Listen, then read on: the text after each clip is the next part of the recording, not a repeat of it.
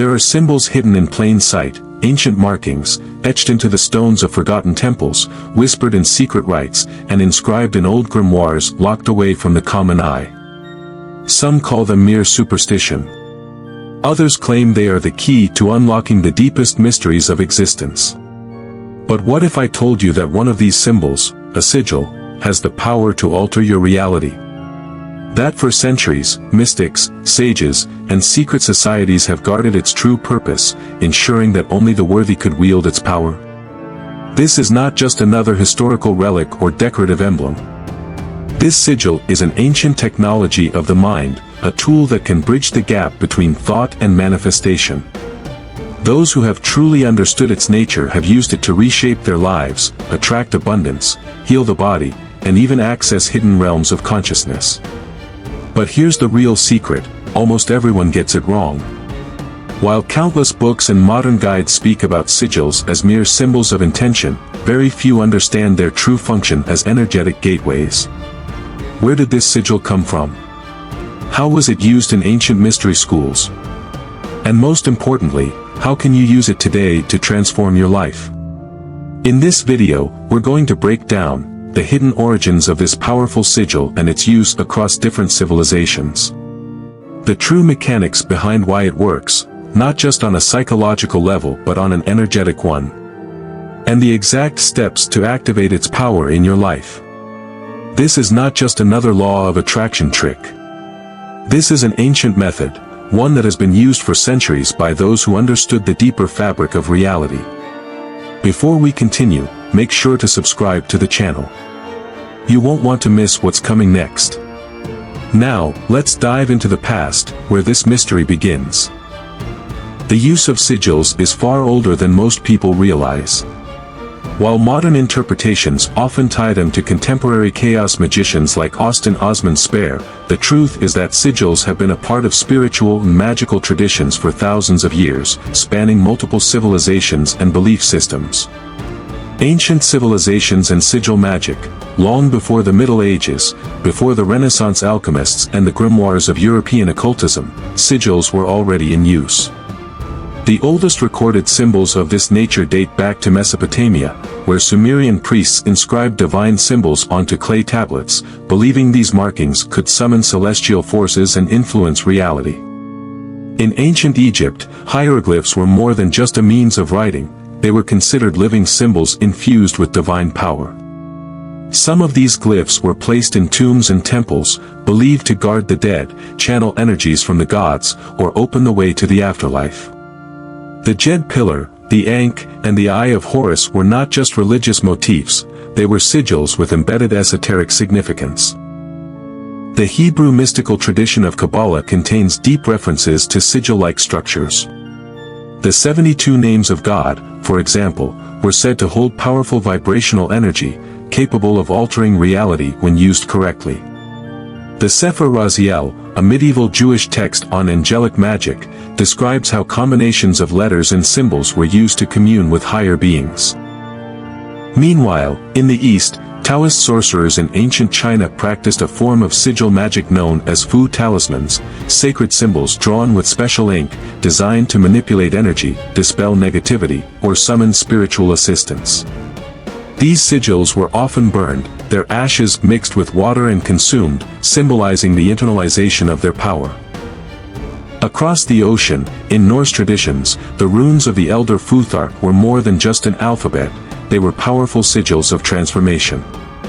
Warriors carved runes onto their weapons before battle, believing that these markings could imbue them with strength, protection, and victory. The Helm of Awe, Aegis-Hjalmar, one of the most famous Norse sigils, was said to instill terror in enemies and make the wearer invincible. By the time of the Middle Ages, sigil magic had evolved, taking root in the grimoire tradition. Books like the Key of Solomon, the Ars Goetia, and the Picatrix contained elaborate sigils designed to invoke angels, spirits, and planetary forces. These sigils were no longer just passive symbols, they were encoded maps of power, drawn in specific geometric arrangements to harness cosmic energies.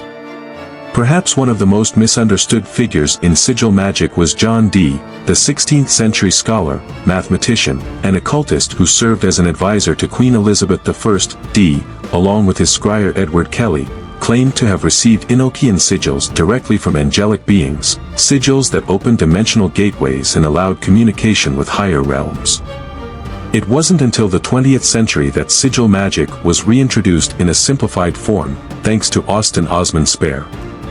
Spare, an artist and occultist, stripped away the complex ceremonial rituals and introduced a more psychological approach to sigils, focusing on intention, subconscious implantation, and energy projection. This modernized version of sigil magic became a foundation for chaos magicians and New Age practitioners. But here's what most people miss. Most modern interpretations only scratch the surface of what sigils were truly meant for. While contemporary occultists often describe sigils as psychological tools for manifestation, the ancient traditions saw them as much more. Sigils were not just symbols of intent, they were energy conductors, dimensional keys, and cosmic signatures capable of altering physical reality when activated properly. And this is where the true secret lies.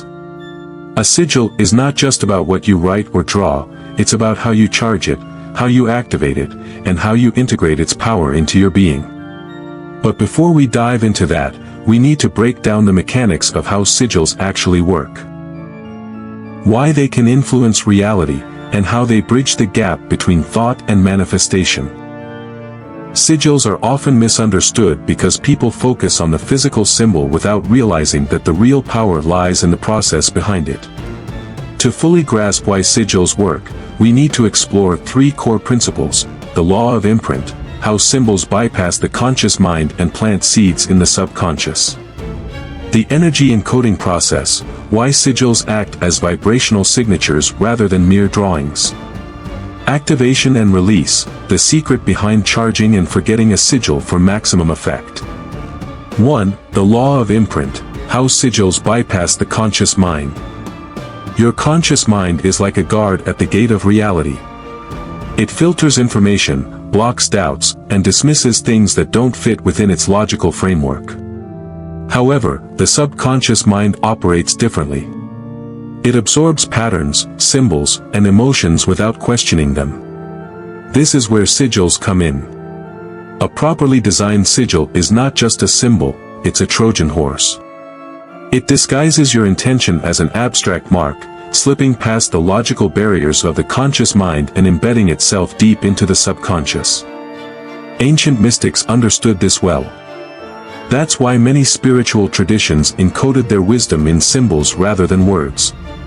The yantras of Hinduism were sacred geometric diagrams used for focusing the mind and manifesting desires. The seals of Solomon were encoded sigils said to bind and command spiritual forces. The Norse runes were designed not just for communication, but for magical imprinting onto reality. By hiding intention behind a symbol, the conscious mind doesn't resist or overanalyze it. Instead, it simply accepts it, allowing the deeper mind to take over and begin the work of manifestation. 2. The energy encoding process, why sigils are vibrational signatures. Everything in existence carries a frequency, a unique vibrational signature. Every thought, every object, every living being emits an energy field that interacts with the universe. Sigils are no different. When you create a sigil, you are not just drawing a symbol, you are encoding energy into a form. This is why ancient cultures placed such importance on how a sigil was designed, the materials used, and the mindset of the creator. For example, in alchemy, sigils were engraved on metal plates corresponding to specific planetary energies. Hebrew Kabbalists carefully structured their sigils based on sacred numerology and divine names. Taoist magicians burned their sigils, releasing the encoded energy into the air as smoke. The key takeaway: a sigil is not just a drawing. It is a frequency, a living energy pattern, designed to resonate with your intention. If this sounds abstract, think about sound frequencies. When you listen to a specific frequency, like 432 Hz, it can calm the mind. When you listen to a chaotic noise, it can create discomfort. Sigils work the same way. The shape and intention behind them emit a specific vibrational frequency, influencing the subtle fabric of reality. But how do you make this energy actually work for you? That leads us to the final and most critical step. 3. Activation and release, the true secret of sigil magic. A sigil is only as powerful as the energy behind it. This is where most people fail. They create a sigil, stare at it, and expect it to work. But in reality, a sigil must be charged and then forgotten. Charging a sigil means infusing it with energy. In ancient traditions, this was done in different ways. Breathwork, some practitioners would breathe deeply into the sigil, focusing their life force, chi or prana, into it. Sexual energy, certain esoteric schools taught that sigils could be charged at the peak of physical energy release, a method later adopted by chaos magicians. Fire activation, burning the sigil releases the energy into the universe, an act seen in both Taoist and European magical traditions. Blood rituals, some ancient traditions, such as Norse and tribal shamanic practices, infused sigils with personal blood as a means of deep personal binding. Once charged, the most important step is to forget about the sigil. Why? Because obsession kills manifestation. The moment you consciously fixate on a sigil, you create resistance.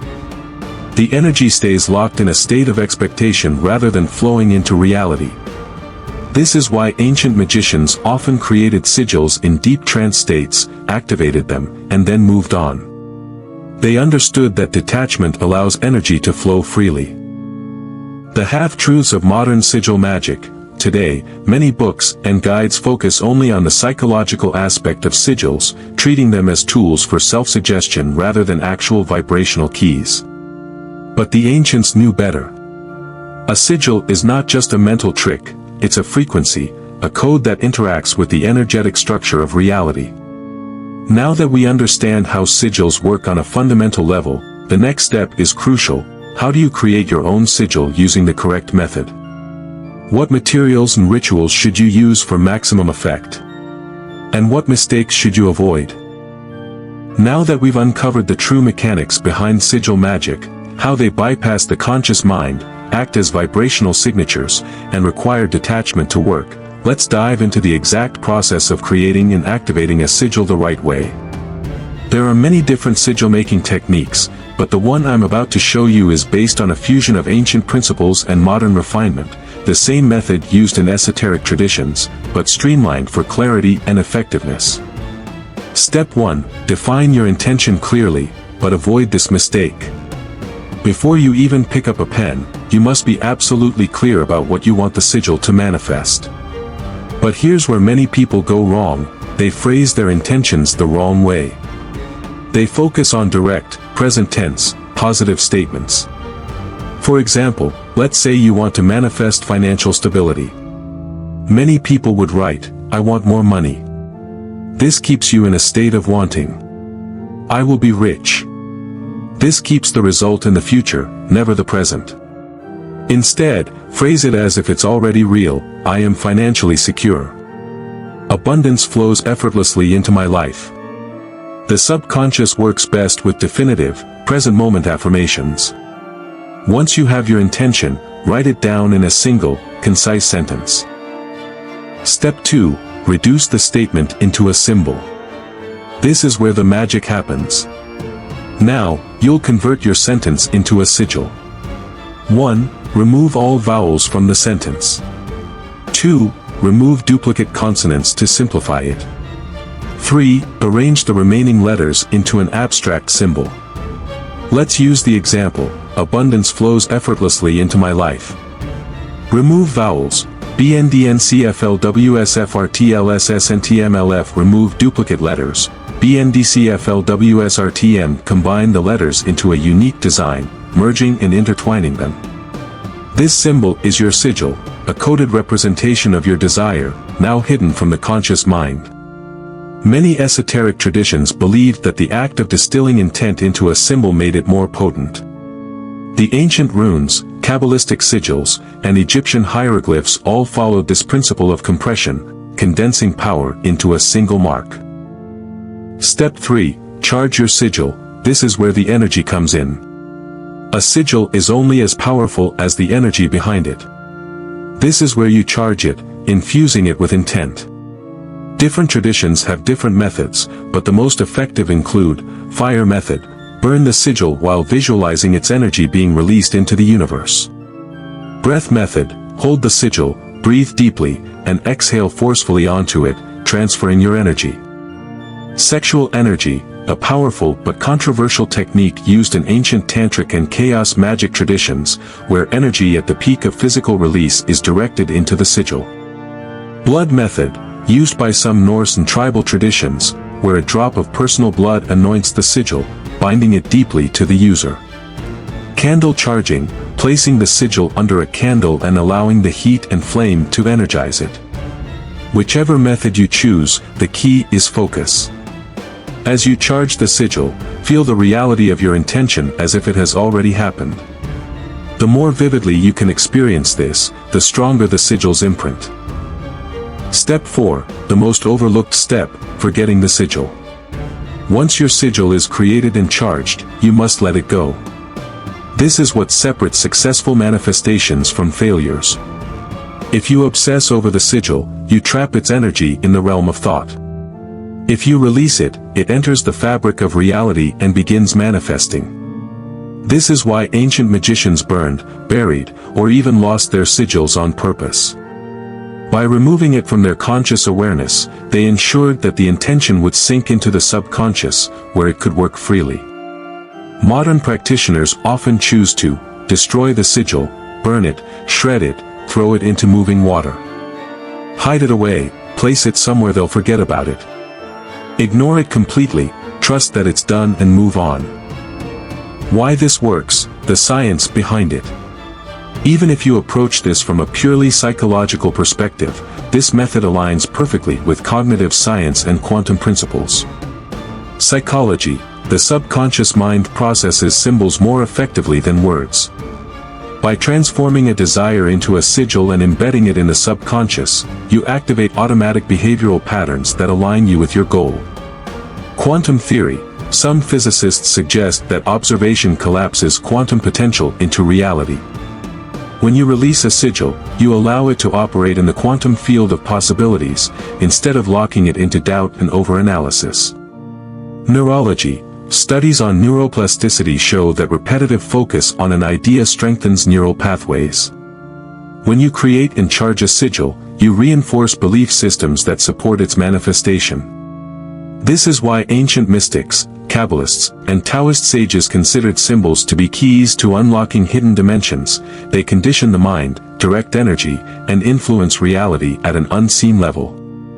You now understand the full process of sigil magic, defining your intention with precision, distilling it into a unique sigil, charging it with emotional and energetic force, releasing it into the subconscious through detachment. But now, the real question is, how do you apply this in a practical, everyday way?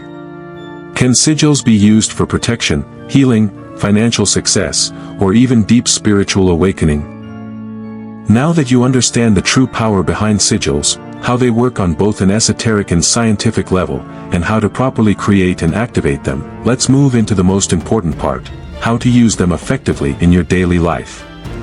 Sigils are not just theoretical symbols. They are tools, and when used correctly, they can influence your reality in powerful ways. Below, we'll explore some of the most effective applications of sigils, along with methods for maximizing their impact. 1. Sigils for manifestation and goal setting. If you want to use sigils for financial success, career growth, creativity, or personal development, follow this method. Write a specific goal, e.g., I attract wealth and financial opportunities effortlessly. Create a sigil following the method we discussed, removing vowels and duplicate letters. Charge it with energy, fire, breath, candlelight, or another preferred method. Place it somewhere hidden or destroy it after charging. Forget about it and take inspired action. Best places to use manifestation sigils: underneath your work desk or wallet, for financial abundance. Inside your journal or notebook for creativity and focus. Carved into a vision board or hidden behind artwork in your room. 2. Sigils for protection and energy shielding. Sigils have been used for spiritual and energetic protection for thousands of years. Ancient cultures carved protective sigils into shields, doorways, and jewelry to repel negative forces. If you want to create a protective sigil, define your intention clearly, e.g., I am shielded from all harmful energy. Create the sigil and charge it with protective intent. Wear it as an amulet, draw it on your front door, or place it in your car/home for protection. Best places to put protective sigils: carved onto a piece of jewelry or tattooed, for long-term protection. Drawn on the inside of your shoes, for energetic shielding when traveling. Placed behind mirrors or windows, to reflect negativity away from your space. 3. Sigils for healing and well-being. Sigils can be used to support physical, emotional, and spiritual healing by working with your body's energy field. Ancient Taoist healers and shamans used sigils inscribed on paper, water, or stones to activate self-healing. If you want to create a healing sigil, phrase your intention positively, e.g., my body is strong, vital, and fully healed. Draw the sigil on a piece of paper and place it under your pillow. Charge it through visualization or meditation, allowing the energy to flow into your body.